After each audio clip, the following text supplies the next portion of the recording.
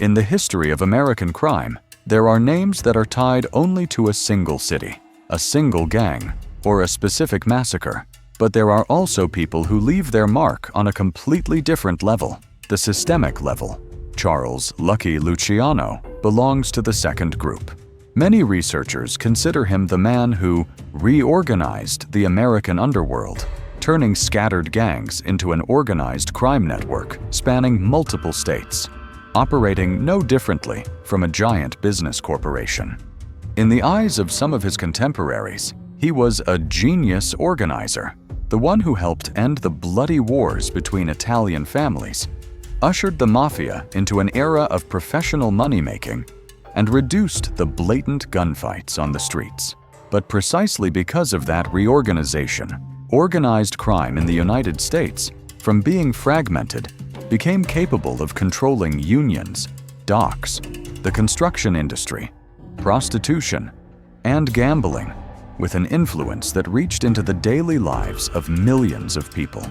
The man at the center of all those contradictions is Lucky Luciano, an immigrant boy who grew up on the Lower East Side of New York, dropped out of school early, went from street gangs, was stabbed, was arrested, and then somehow rose to become the man who designed the board of directors for the nationwide mafia. Under the layer of legend and gangster anecdotes, there is a question for us. What in the context of early 20th century America allowed a man like Luciano to change the structure of the underworld to that extent? And what was the real price society had to pay for the crime corporation model he left behind? In this video, Terror Files will trace the key milestones in Luciano's life and dissect the machine he built, from the family wars to the commission, from Dewey's courtroom to the deportation of his final years. If you want to understand why Lucky Luciano was able to reorganize the entire American underworld, you need to go back to a ship full of immigrant families in the early 20th century. In 1897, Salvatore Lucania was born in Lercara Fritti, a poor town in Sicily. By 1906, his family had left the island, landed in New York, and settled on the Lower East Side. That was not the American dream of a backyard and a white picket fence. It was damp tenement buildings, creaking wooden staircases, cramped rooms where many people shared a single window looking out onto a garbage-strewn alley. The Lower East Side at that time looked like a compressed map of Europe. Italians, Jews, Irish, Germans, and Poles, crammed together on a few blocks, by day pouring into factories, garment shops, and the docks, and by night children spilling onto the sidewalks, learning English while also learning the street's code of silence. The police were present, but not everywhere. On many street corners, people believed in other sets of rules, the rules of the gangs, of our own people, of those who could solve problems much faster than any court. In that environment, a boy like Luciano did not just learn to read and write, but also learned very early that the name Lucania, being born in Sicily, or the neighborhood where you lived, decided whether you were protected or abandoned. He dropped out of school early, joined youth criminal groups, ran errands, collected money, got into fights. Italians of the older generation were still doing black hand work, petty extortion, sending threatening letters to fellow countrymen, tightly holding on to the belief that the mafia had to remain strictly Sicilian business. They despised doing business with outsiders. The less they had to share, the more they felt they were preserving their honor. But America was changing faster than those men imagined. In 1920, Prohibition went into effect nationwide. On paper, alcohol disappeared. In reality, it just moved into basements and car trunks. Speakeasies sprang up in Manhattan, Brooklyn, and the Bronx. Bootleggers drove across state lines, and cash flowed along the bootlegging routes. New York became a laboratory where Italian, Jewish, and Irish gangs both shot at each other for territory and sat at the same table to split the profits when they were big enough. In this world, Luciano went from small gangs to the 5 Points Gang, and then began to connect with names like Meyer Lansky and Bugsy Siegel. On that foundation, a generational dividing line gradually emerged. On one side were the mustache Petes, men like Masseria and Maranzano, speaking with heavy Sicilian accents, trusting only people from the same village, clinging to personal vendettas and to the position of supreme boss. On the other side were those the press would later call the Young Turks, Luciano, Genovese, Costello, and alongside them were Jewish allies like Meyer Lansky and Bugsy Siegel, who were ready to do business together if the cash flow was large enough. They viewed the world more in terms of numbers than wounded pride. They had no problem doing business with Jews or the Irish if it increased the profits. They believed the mafia should not just be a story of honor and place of origin, but should operate like a multi-ethnic business, with structure and clearly divided territories and profits. The Lower East Side, Prohibition, and the clash between these two generations forged the man who would step up to redraw the map of organized crime in the United States. When the Young Turks generation grew up in the midst of Prohibition and cramped immigrant neighborhoods, the conflict with the Mustache Pete's generation was not just a matter of attitude, but became a real war. In the early 1930s, New York was plunged into the Castellammarese War, the bloody confrontation between Joe Masseria's faction and Salvatore Maranzano's faction. Luciano initially stood on Masseria's side, but saw very clearly the price both sides were paying just to fight over a supreme boss title that he considered outdated. The turning point came when Luciano secretly struck a deal with Maranzano. Peace in exchange for the chair Masseria was sitting in. During a meeting that seemed to be just for lunch and cards, Masseria was shot dead by Luciano's men, clearing the way for Maranzano to win the war and proclaim himself capo di tutti capi, the boss of all bosses. He redrew New York into 5 families and placed himself at the top. For the old generation, that was the dream order. For Luciano, it was only a transitional step. Just a few months later, a group of hitmen disguised as tax inspectors walked into Maranzano's office. When they left, the last man to hold the old-style supreme boss position was gone. From then on, that chair was left permanently empty. What Luciano built in its place was not a new throne, but an organizational chart. At the bottom layer were the products and the cash flow: gambling, numbers, bookmaking, loan sharking, protection, and later narcotics. But just as important was controlling sectors that seemed ordinary. The Manhattan docks, the garment factories in the garment district, trucking companies, garbage, construction. Anywhere goods had to move, there was an opportunity to collect fees and take a cut.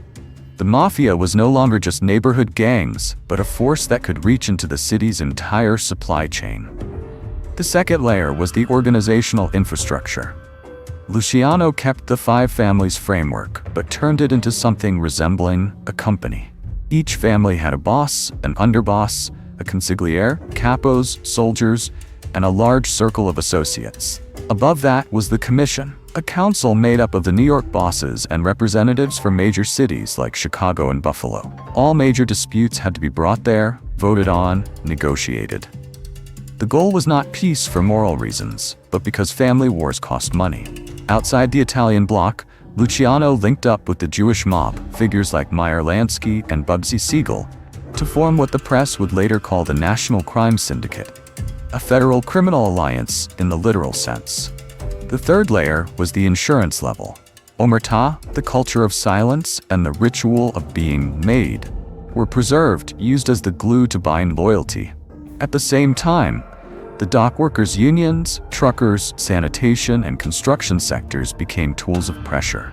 Bribes, threats, and the trading of favors turned more than a few police officers, local officials, and union leaders into unofficial parts of the machine. All of it ran under a carefully calculated image. Unlike many old-school bosses with heavy Sicilian accents who rarely left their neighborhoods, Luciano deliberately presented himself as a polite businessman.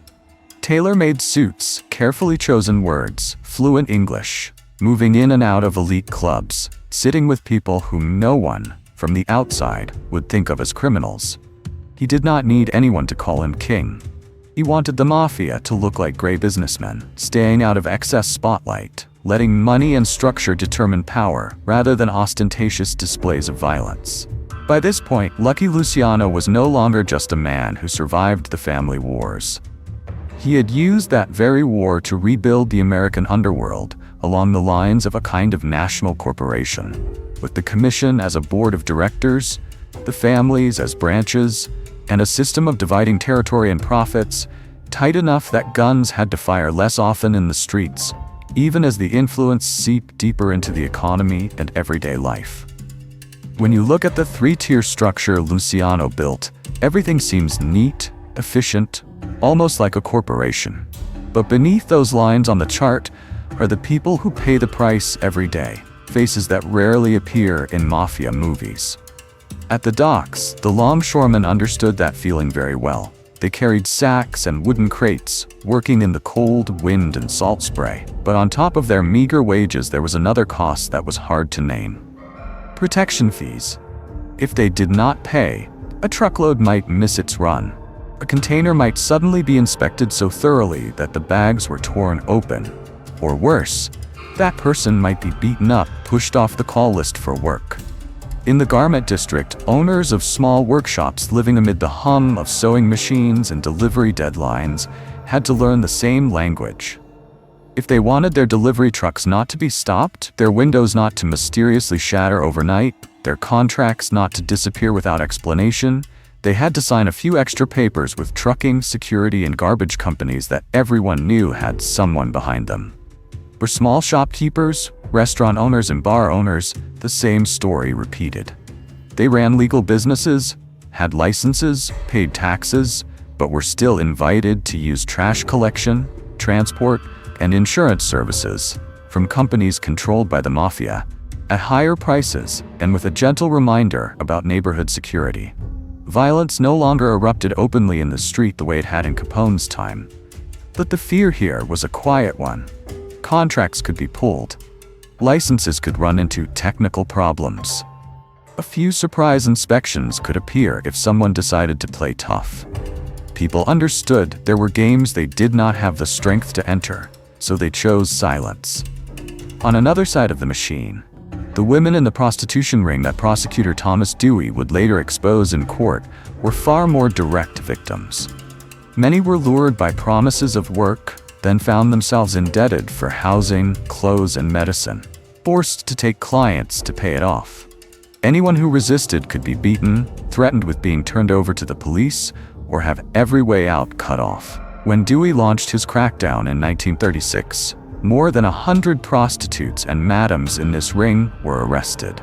Many of them could not afford bail and had to stand before the court as defendants before any boss ever had to face a judge. They were both witnesses to how that system operated and the first to pay the price when the state decided to move. For most New Yorkers, all of this was wrapped into a habit of living with it. Everyone knew that at the docks, in the unions, behind the bar, behind certain garbage and trucking companies, there was always someone behind it. They did not always see guns, did not hear about murders every day, but they understood there were invisible lines you did not cross, names you did not say out loud. Luciano's corporation did not run on loud shootouts, but by seeping into the price of goods, into the deductions in the pay envelope, into the feeling of helplessness when you realized something was wrong but almost no one wanted to or could stand up to it. And if you look from above, all of those small stories are just different variations of the same formula, using unions, contracts, and latent violence to turn every ordinary activity into a stable revenue stream for the organization.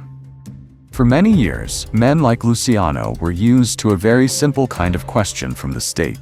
Who did you kill, where, and when? Those were the kinds of questions that a code of silence, frightened witnesses, and a few thick envelopes could bend. When Thomas Dewey appeared as a special prosecutor in New York, he did not start at a dark street corner, but in the cramped rooms where women had to work for the prostitution ring.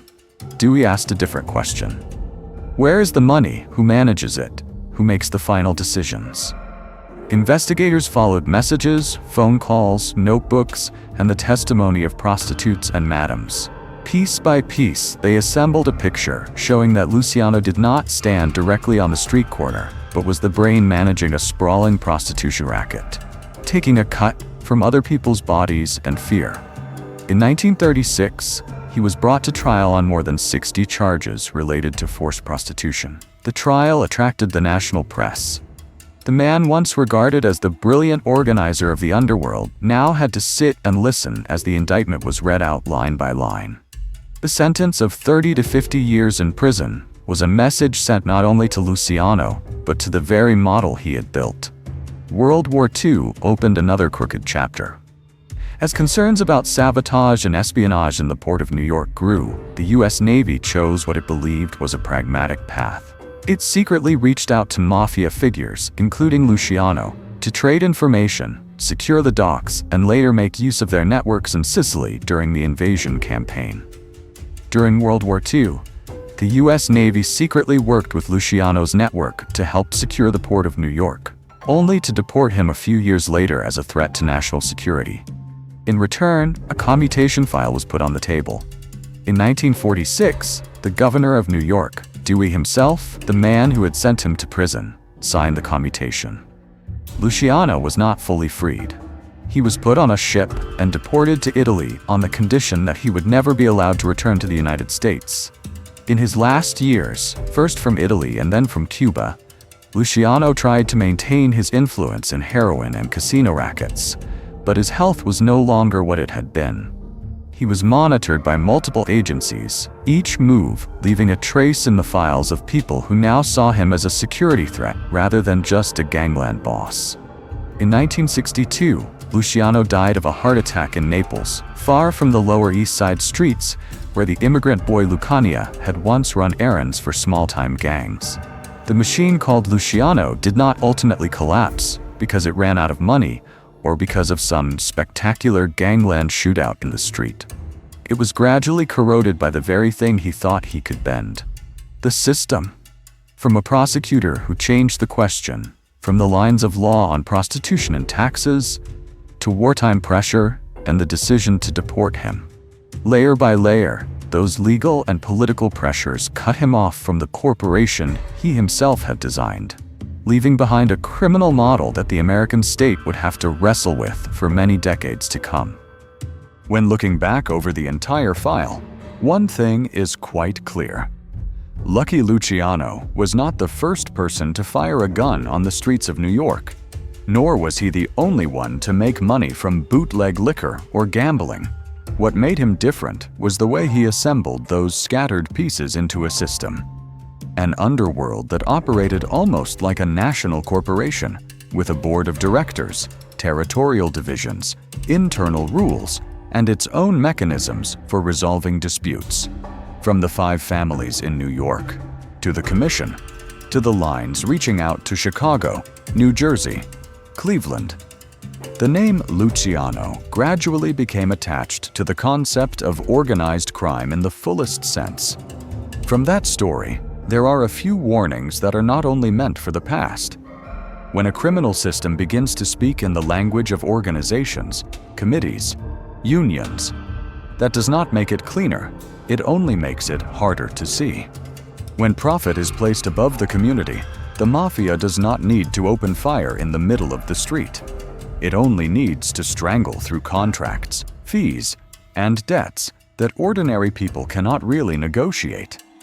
And when a society gets used to always having someone behind every port, every union, every major contract, a sense of helplessness will gradually replace faith in the law, leaving a vacuum that violence is always ready to fill. Terror Files recount stories like that of Lucky Luciano, not to build further legends for any boss, but to decode the formulas of power and violence that can reappear in another form. This video is only intended to analyze, to stand on the side of the victims and the communities that have to live with that system, not to promote or romanticize any criminal acts. If there is any detail in this episode that makes you think of the kinds of shadow corporations we see today, please leave a comment below. Subscribe to the channel and share the video if you believe these stories should not be buried in the old American Mafia stories section. That is how the lessons from the last century still have a chance to echo in our debates today.